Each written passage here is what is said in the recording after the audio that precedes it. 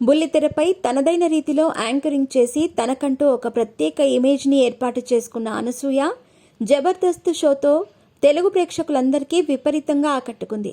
ఇక అందులో భాగంగానే ఆమె సంపాదించుకున్న ఇమేజ్తో ఆమెకి వరుసగా సినిమాల్లో ఆఫర్స్ వచ్చాయి. ముఖ్యంగా ఆమె నాగార్జునతో సోగ్గాడే చిన్ని నాయన అనే సినిమాలో నటించింది.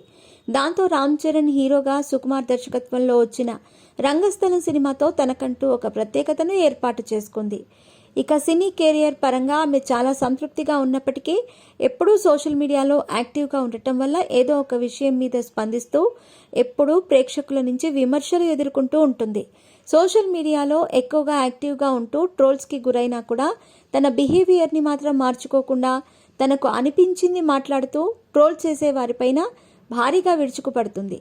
ఈమె ముఖ్యంగా విజయ్ దేవరకొండని ఉద్దేశిస్తూ చాలా కామెంట్స్ చేస్తూ ఉంటుంది. దాంతో అతని ఫ్యాన్స్ తన మీద సీరియస్ అవుతూ ట్రోల్ చేస్తూ ఉంటారు. ఇక రీసెంట్గా విజయ్ దేవరకొండ చేసిన ఖుషీ సినిమా పట్ల కూడా ఆమె కొన్ని కామెంట్లు అయితే చేసింది.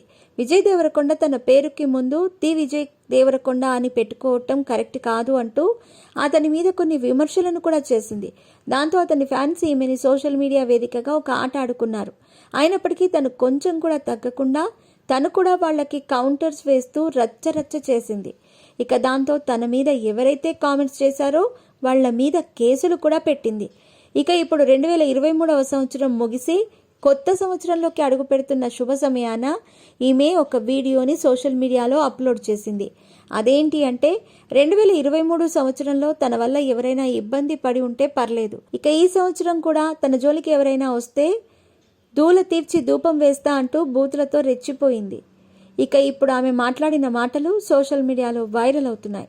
2023వ సంవత్సరంలో ఆమె రంగమార్తాండ, విమానం, పెదకాపు లాంటి సినిమాల్లో నటించి మంచి సక్సెస్లు సాధించింది.